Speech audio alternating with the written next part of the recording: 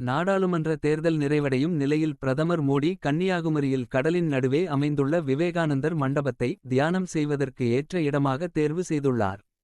இதற்காக பிரதமர் மோடி இன்று வியாழக்கிழமை மாலை 4:35 மணிக்கு கன்னியாகுமரிக்கு வருகிறார். கடலின் நடுவே அமைந்துள்ள விவேகானந்தர் நினைவு மண்டபத்துக்கு செல்கிறார். அங்கு விவேகானந்தர் சிலைக்கு மரியாதை செலுத்தி விட்டு தியான மண்டபத்துக்கு சென்று கடலின் நடுவே அமைந்துள்ள விவேகானந்தர் நினைவு மண்டபத்துக்கு செல்கிறார். அங்கு விவேகானந்தர் சிலைக்கு மரியாதை செலுத்தி விட்டு தியான மண்டபத்துக்கு சென்று மாலை 6 மணி அளவில் தியானத்தை தொடங்குகிறார்.